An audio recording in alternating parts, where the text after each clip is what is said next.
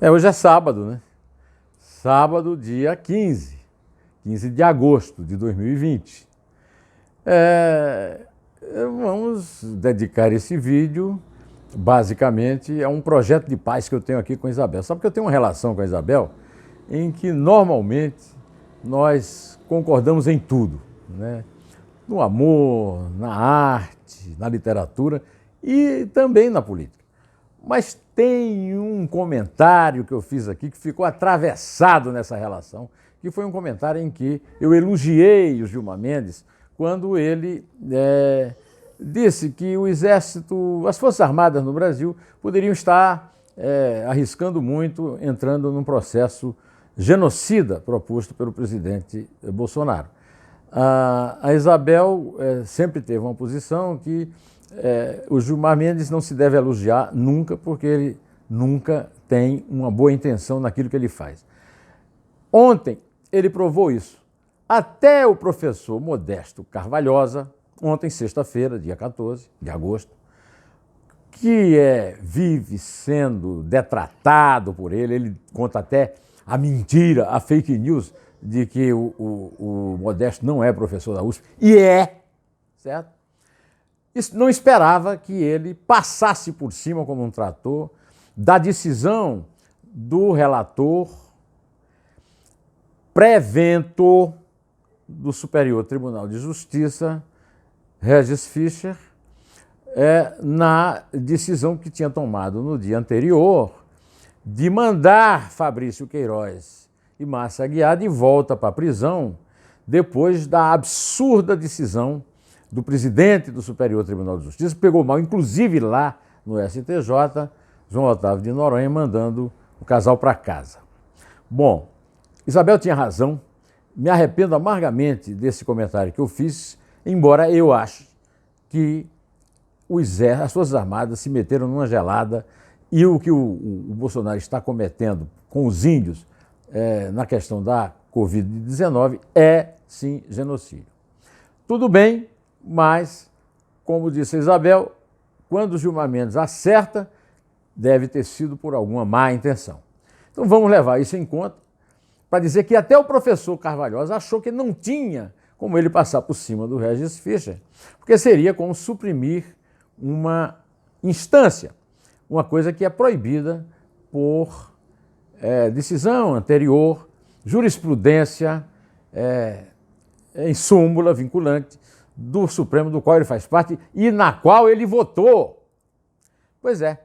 Só que o que ele fez? Ele esperou até a última hora o Félix Fischer dar o seu voto e construiu o seu voto ao contrário do voto do Félix Fischer, de forma que ficasse claro que ele não passou por cima da instância nem por cima do Félix Fischer, porque, por uma dessas decisões absurdas do Supremo Tribunal Federal, ele é o prevento do Fabrício e da Márcia no Supremo.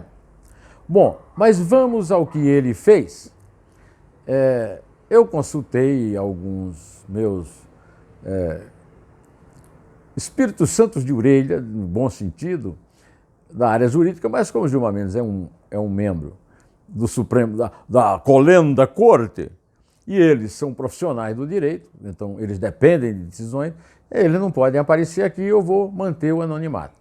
Agora, de uma forma geral, eles apenas me deram, digamos, aval técnico para algumas observações que eu fiz sobre o absurdo dessa decisão. Primeiro absurdo, com Gilmar Mendes não tem jeito. Ele está sempre a favor do bandido e contra o juiz que puna o bandido. E ele chama isso de garantismo. Garantismo de quê? O que o Fabrício Queiroz fez na vida que possa justificar o fato de ele ter detratado de forma absurda o excelente despacho de Félix Fischer, negando o habeas corpus de Fabrício Queiroz? Nada, a não ser o fato de que ele precisa disso, porque isso faz parte de uma grande conspiração à qual ele tem que ser fiel, porque foi ele o lançador dessa conspiração. Antes, muito antes do Sérgio Moro sair da magistratura e ir para o governo e, portanto, para a política, Gilmar Mendes já se tinha declarado inimigo dele. Gilmar Mendes foi nomeado para o Supremo Tribunal Federal por Fernando Henrique Cardoso, saindo da Advocacia Geral da União, aonde ele tinha chegado depois de servir a Aloysio Nunes Ferreira, que era o secretário da Presidência, como assessor jurídico, ao lado do Paulo Preto, que é o operador financeiro das propinas das empreiteiras corrupteiras no PSDB. Nesse gabinete, o Paulo Preto era o assessor técnico. Pois bem, durante todo o tempo em que o PT era o assunto preferencial no mensalão, ele se postou contra o PT de forma violenta, mas aderiu completamente ao PT quando a Operação Lava Jato começou a atingir tucanos. E a missão do Gilmar Mendes no Supremo, eu sempre disse isso, não estou dizendo nenhuma novidade, sempre foi proteger os tucanos. E é o que ele tem feito. O Paulo Preto, inclusive, fez homenagens a ele em posts que o Ministério Público de São Paulo trouxe a público. Pois é, desde então ele tem sido um fiel seguidor das opiniões que o PT tem em relação ao Gilmar Mendes desde sempre, e que o PSDB passou a comungar com essas ideias do PT desde que foi incluído no rol dos suspeitos das operações de combate à corrupção, e também porque se comportou como aliado, se fingindo de adversário do PT durante os governos do PT, principalmente o de Dilma Rousseff.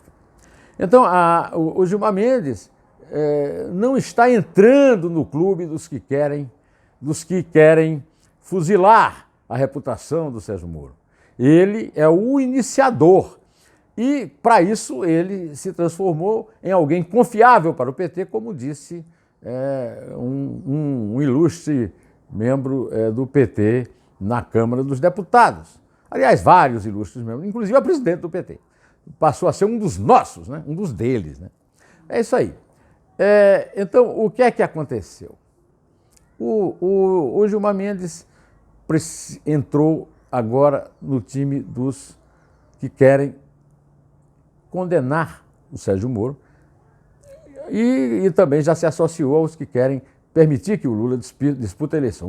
O Lula vai ser liberado pelo Supremo para disputar a eleição e, antes disso, eles vão punir o Deltan Dallagnol, agora no dia 18, e em seguida punir o Sérgio Moro. Pode escrever aí. E, inclusive, com a adesão do Congresso, porque o Congresso está cheio de inimigos do Sérgio Moro e da Lava Jato, a partir dos dois presidentes das casas, o Botafogo, Rodrigo Maia, e o Batoré, Davi Alcolumbre. É isso aí. Pode escrever isso aí. O verdadeiro objetivo da decisão de soltar, de mandar para casa com tornozeleiras o Fabrício Queiroz e a Márcia Aguiar, é o Sérgio Moro. Evitar que o Sérgio Moro dispute uma eleição presidencial e chegue ao segundo turno para tirar da jogada o presidente Jair Bolsonaro, que é hoje o principal aliado dessa luta contra o Sérgio Moro, desde que expeliu o Sérgio Moro do Ministério da Justiça e autorizou o gabinete do ódio a fuzilar a reputação dele, a executar a reputação dele de forma vil, indecente. Né? Pois bem, então essa é a causa. Agora vamos aos argumentos. O primeiro argumento é o argumento do tempo. Segundo ele, o Félix Fischer teria errado por adotar algumas coisas antigas demais, do tempo em que o Flávio Bolsonaro era deputado estadual e que ele agora é senador. Só que o Flávio Bolsonaro foi deputado estadual até 2018. Não faz tanto tempo assim. E o outro argumento que eu tenho a apresentar contra essa ideia estúpida da contemporaneidade, que aliás é uma ideia que foi bastante incentivada durante a atual composição do chamado petróleo excelso, né? Porque a justiça é lerda. Agora veja, os crimes que ainda não foram sequer denunciados pelo Ministério Público do Rio, peculato, corrupção, lavagem de dinheiro e organização criminosa, ainda estão sendo investigados. Como é que pode não ter contemporaneidade? né? É isso, essa é uma tese absurda. Em compensação, ele esquece a contemporaneidade quando ele nega a alegação fundamental contra a tentativa do João Otávio Noronha de manter o casal em casa, lá em Jacarepaguá, contestando que não recebeu da defesa do Fabrício e da Márcia nenhum atestado médico dizendo que eles são comórbidos para morrer por causa da Covid-19. Né? E o Fabrício não faz nenhuma questão de se declarar um doente terminal, como parece ser depois de se ler a absurda decisão dando o habeas corpus do Gilmar Mendes. Ao contrário, nos telefonemas que fez para a mulher, se refere a festinhas íntimas que ele fez lá na casa do advogado Frederico Assef, e também apareceu fotografado tomando cerveja. É o único moribundo do mundo que toma cerveja, inclusive à vista das câmeras da imprensa, na varanda da casa dele, com a mulher que também pousa lá na varanda. Né? A outra coisa é que ele disse que o Fabrício e a Márcia não têm nenhuma capacidade para alterar provas. Ora, o relato do Ministério Público é exatamente o contrário, ele nem leu. Fizeram tudo possível para alterar provas, chamaram servidores falsos, né, fake, para irem lá bater o ponto durante o domínio do Flávio Bolsonaro ainda sobre a sua antiga equipe, etc. Né? E o que é pior, ele diz que não há, na condição de pré-evento, né, que não há nenhuma intenção de fugir do casal. Meninos, meus queridos, a Márcia Aguiar fugiu, era foragida. A Márcia Aguiar, quando foi determinado que ela e o Fabrício iriam para casa, ela foi para casa colocar tornozeleira e só aí ela apareceu, ela estava foragida da justiça, não tem intenção de fugir. Ô Gilmar Mendes, pelo amor de Deus, seja cínico, mas pare no meio do cinismo, né, cara? É cínico demais. Quanto ao Fabrício, ele esqueceu que a maior piada, o maior meme do Brasil é: cadê Maurício? Onde está Fabrício? Desculpe. Um dia desse eu eu chamei ele de Patrício, né? E alguém já reclamou aqui. É verdade, o nome dele é Fabrício. Pois é, o Fabrício não estava foragido, porque não tinha sido condenado, nem era investigado, mas estava sumido, não comparecia às convocações do Ministério Público do Rio, nem era levado, porque não se sabia onde ele estava, e ele estava escondido. Ô Gilmar Mendes, ele estava escondido, não sabia, escondido na casa de um malandro que se diz advogado e que fingia que aquilo era um escritório de advocacia em Atibaia. Meninos, é uma coisa assim absurda, mas o que é que se pode esperar do Gilmar? Olha, recentemente, o Gilmar deu uma decisão também semelhante a essa, em relação ao ex-governador do meu estado, da Paraíba, Ricardo Coutinho. Ricardo Coutinho roubou, segundo o Ministério Público, e segundo o desembargador Ricardo Vital, que é uma prova de que ainda existe juízes na Paraíba. Não existe, até em Brasília existe lá o Félix Fisch, mais algum, Falisney e tal, mas essa turma aí do Supremo e do STJ tem muita gente que não merece a designação de juiz à altura, de juiz decente, né? Mas ele simplesmente atendeu a defesa do Ricardo Coutinho, que foi solto pelo Superior Tribunal de Justiça, porque foi obrigado a usar a tornozeleira e ganhou um habeas corpus para não usar mais tornozeleira. Por quê? Porque ele é submetido ao vexame de ir frequentemente ao presídio Hitler Cantalice, olha o nome do presídio, lá em João Pessoa, para trocar a tornozeleira, porque a tornozeleira não funciona. Aí nós ficamos sabendo o quê? Primeiro, que a tornozeleira não funciona. E segundo, que Gilmar Mendes é um pândego, porque o camarada que libera um bandido acusado de ter roubado uns 140 milhões da educação e da saúde de um estado miserável como o meu, a Paraíba.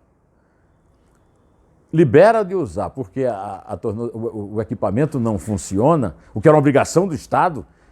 Aliás, é uma hora oportuna para se discutir a tornozeleira. Há muito tempo que eu discuto. Agora, você que está me vendo aqui, você acha que tem alguém na Polícia Federal acompanhando o roteiro, o que fazem os condenados a portar tornozeleira com elas. Eu me lembro de ter recebido de uma amiga querida minha da Bahia uma foto de João Santana e da mulher Mônica Moura num show de Daniela Mercury, na boa, de tornozeleira. Ele não aparecia tornozeleira, então tiraram a tornozeleira. Agora, estavam no show, não estavam em casa, conforme determinava a sentença da justiça. É preciso que eu conte mais coisas do Gilmar Mendes? Então eu vou contar. Vocês já perceberam que o Gilmar Mendes é o prevento de tudo que é granfino, de tudo que tem poder? E mais, o Gilmar Mendes não pertence à toa ao grupo formado por Dias Toffoli, presidente do Supremo, Jair Bolsonaro, presidente da República, Rodrigo Maia, presidente da Câmara, e Davi Alcolumbre, presidente do Senado, porque eles todos se uniram para paralisar todas as investigações do Brasil, da Receita Federal, sobre crimes financeiros. Entre esses estavam Flávio Bolsonaro, que era o principal beneficiário da medida pedida pelo Frederico Wassef quando entrou na defesa dele. Mas sabe que também era a dona Guiomar Mendes, mulher do Gilmar Mendes, e a mulher do doutor Dias Toffoli. Veja só que coisa. Por isso que o Gilmar Mendes já entrou na história jurídica internacional como autor do habeas corpus canguru. É o habeas corpus desse aí que ele deu, né? Só que ele, muito malandramente, esperou o Félix Fischer dar o seu despacho e depois faz um despacho que é uma desonra para o judiciário, como sempre ele faz. Detratando o juiz, mostrando que o juiz é um sujeito injusto, desumano, porque pelo despacho dele, o Fabrício Queiroz deve estar morrendo e tomando cerveja, né? Na frente lá da sua sacada. Pois bem, então eu quero dizer para vocês o seguinte, dia 18 pode esperar, vão condenar o Deltan Dallagnol, depois vão condenar o Moro por imparcialidade, soltar o Lula. Eu não sei se eles terão coragem de prender o Moro. Agora, uma coisa eu sei que eles vão fazer, eles vão inventar uma quarentena de 8 anos, que é a quarentena igual a dos bandidos. Um bandido que é condenado por ter roubado o erário, fica 8 anos sem poder disputar um cargo público. E o juiz que o condena também. Que tal essa? Isso aí vai ser a obra liderada desde há muito tempo, desde os tempos do Mensalão, pelo desembargador Gilmar Mendes, pelo ministro Gilmar Mendes, ex-advogado-geral, tucano, que defende petista, porque PT e PSDB hoje estão no mesmo projeto, que é tirar o Moro da eleição e abrir caminho para o Bolsonaro, que está achando que vai chegar lá na maior moleza, né? Agora, não vai não, hein? Eu entrevistei e vou publicar amanhã a entrevista aqui para você, o Paulo Marinho, aquele que deu aquela entrevista bomba para a dona, como é que chama? Mônica Bergamo, da Folha. E ele diz o seguinte, olha, a minha experiência com a eleição mostra que não é por aí não. O Bolsonaro está pensando que com essa pesquisa da Folha, da Datafolha, ele chega lá favorito no segundo turno. Olha, ele lembra que às vésperas de chegar à eleição, as pesquisas todas mostravam uma ascensão do Haddad e uma queda do Bolsonaro, e o Bolsonaro ganhou, né? Agora, a história pode ser diferente. Pois bem, direto ao assunto, em té. E só a verdade nos salvará.